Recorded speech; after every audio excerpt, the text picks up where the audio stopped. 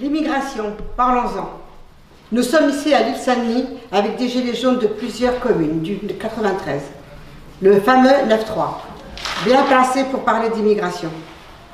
Emmanuel Macron a annoncé vouloir ouvrir un débat national sur l'immigration et sur l'introduction du quota pour l'entrée des étrangers.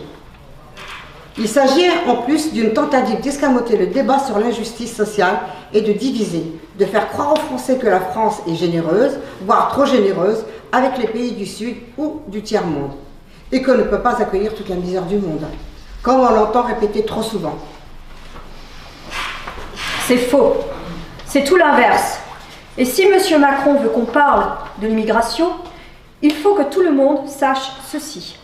La France ne possède ni mine d'or, ni uranium, ni pétrole, ni café ou cacao, ni coltan, ce minerai indispensable à la fabrication des avions ou des smartphones, par exemple. Et ce n'est pas le camembert français, si bon soit-il, qui peut lui servir de monnaie d'échange pour tout ce qu'elle ne possède pas. Alors la France a recours au pillage et à l'échange inégal. Après l'esclavage et la colonisation, la France continue à voler les ressources de nombreux continents, dont l'Afrique, en leur imposant des traités aberrants, des cultures intensives pour l'exportation, source de famine pour des millions de paysans et leurs familles, et en imposant des guerres. Il faut aussi parler des fameux biocarburants présentés comme écologiques. Les biocarburants ont ruiné l'agriculture de très nombreux pays du Sud. Ils nous sont vendus comme une source d'énergie alternative propre. Mais sait-on que pour produire ces agrocarburants, on brûle des millions d'hectares de cultures agricoles, une véritable tragédie pour les petits paysans et les éleveurs, notamment en Afrique. Et la production des agrocarburants nécessite beaucoup d'eau. Il en faut 4000 litres pour obtenir ne serait-ce qu'un litre de bioéthanol. Le réservoir d'une voiture de taille moyenne fonctionnant en bioéthanol contient 50 litres. Pour fabriquer 50 litres de bioéthanol, il faut détruire 358 kg de maïs. Avec 358 kg de maïs, un enfant zambien ou mexicain vit une année entière. Même chose avec l'huile de palme utilisée pour la fabrication de agrodiesel. Au Cameroun, c'est le groupe français Bolloré qui a fait main basse sur une grande partie du palmeraie. Il a signé un bail de 60 ans en 2000 sur 58 000 hectares de terre pour produire de l'huile de palme et détruit pour cela des forêts primaires qui sont un des principaux puits de carbone de la planète après l'Amazonie.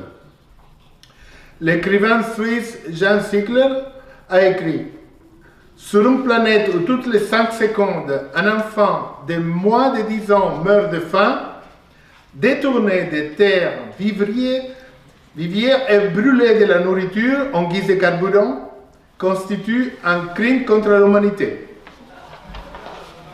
Quand les grands groupes français implantés en Afrique comme Bolloré ou Villegrain se vantent des bienfaits qu'ils apportent sur place en construisant infrastructures, ils ne disent pas comment ils expulsent les familles entières de leurs terres ancestrales, comment ils détruisent leurs potagers et leurs vergers, leur savoir-faire, transmis de génération en génération en matière de connaissance des sols et de sélection des graines. Le groupe Villegrain, qui possède la société sucrière du Cameroun, détient plus de 22 000 hectares de terre dans ce pays, après avoir signé un bail de 99 ans avec le gouvernement de Yaoundé pour les exploiter. En échange, Villegrain a versé aux communautés affectées une indemnité annuelle de 2 millions de francs CFA, soit l'équivalent, tenez-vous bien, de 5 € par famille et par an. Prenons le cas du Niger, une néocolonie française. Censé être le deuxième pays le plus pauvre de la planète, c'est pourtant le deuxième producteur d'uranium au monde. Pour nous fournir de l'électricité par le biais des centrales nucléaires, Areva importe près de 40% de sa production d'uranium du Niger. Mais depuis plus de 50 ans, Areva ne reverse qu'une redevance ridicule de 5,5% sur les milliers de tonnes d'uranium naturel qui sont extraites du Niger. Ainsi, la population nigérienne ne bénéficie d'aucune retombée économique. elle n'a droit qu'aux conséquences de l'exploitation de son propre uranium, c'est-à-dire les contaminations radioactives, notamment de l'eau, les énormes masses de déchets radioactifs stockés à l'air libre, sans compter la désertification qui ruine l'économie pastorale. Areva a déjà épuisé à 70% l'aquifère carbonifère des régions qu'elle exploite dans ce pays, à raison de 22 000 mètres cubes d'eau par jour, et cela depuis plus de 40 ans. Ajoutons que la ruine du Niger ne concerne malheureusement pas que l'uranium. Avec ses 20 millions de têtes de bétail, le pays pourrait en fait connaître une relative prospérité. Mais voilà, le Fonds monétaire international, le FMI, a imposé la fermeture des services vétérinaires locaux afin d'ouvrir le marché aux multinationales étrangères. Le FMI, un organisme dont la direction est toujours assurée par l'ex-ministre de Sarkozy, Christine Lagarde, restée en poste malgré ses ennuis avec la justice française, a également imposé au Niger la destruction de ses propres stocks de céréales au nom du sacro-saint principe du libre-échange. Conséquence, plus de stocks pour faire face aux aléas, et la famine attaque désormais ce pays africain tous les 2 ans. Qu'on ne s'étonne pas ensuite si les Touaregs se révoltent contre cette situation ou si des Nigériens essaient d'émigrer. Prenons un autre exemple, celui du Sénégal. Au Sénégal, les sociétés françaises comme la Fruitière de Marseille, dont les principaux actionnaires sont les grandes chaînes de supermarchés françaises, se font attribuer des dizaines de milliers d'hectares de terre pour des durées illimitées, avec une exemption d'impôt de 99 ans. Elles produisent des fruits et des légumes dont 98% sont exportés vers l'Europe. Traditionnellement, la terre rurale n'appartient à personne dans la plupart des pays africains. Il n'y a pas de cadastre rural. Les communautés paysannes possèdent un droit d'usufruit illimité des terres qu'elles occupent. Mais par d'obscures négociations qui se déroulent à Dakar entre l'État et les multinationales françaises et étrangères, les paysans se retrouvent dépossédés de leurs terres avec la complicité de fonctionnaires sénégalais grassement récompensés.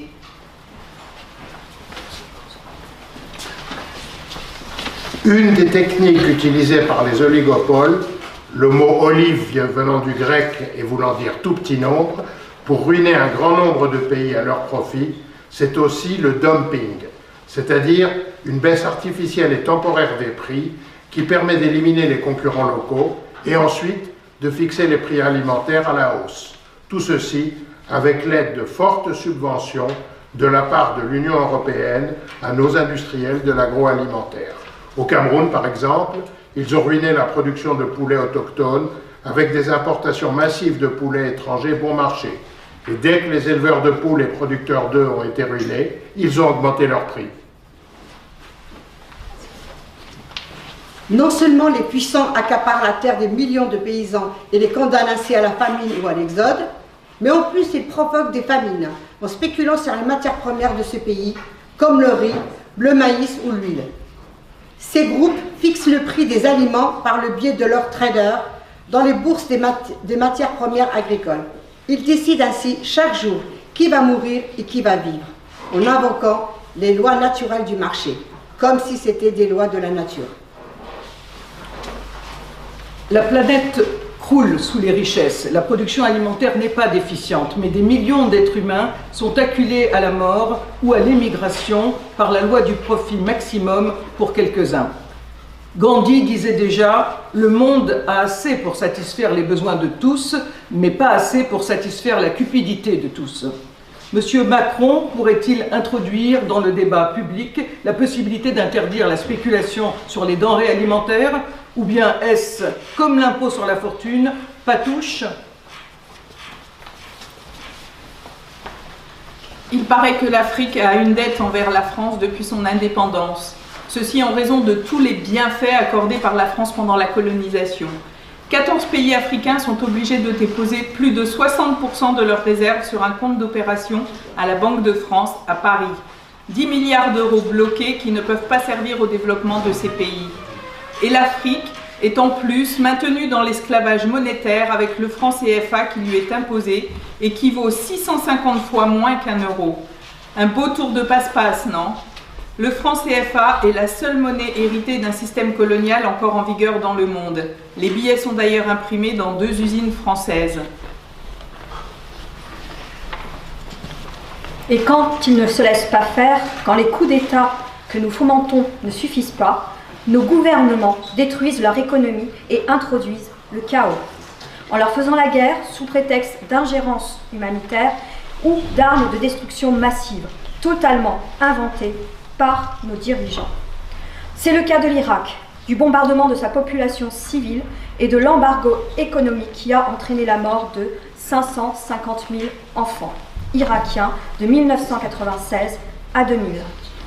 À cause de l'interdiction d'importation de nourriture, de médicaments et d'autres biens vitaux, sous prétexte de punir Saddam Hussein. On pourrait citer bien d'autres exemples en Afghanistan, en Libye ou en Afrique, qui ont poussé à l'émigration, cette émigration sur laquelle on propose maintenant d'instaurer des quotas. Il y a un proverbe africain qui dit « Les murs les plus puissants s'écroulent par leurs fissures ».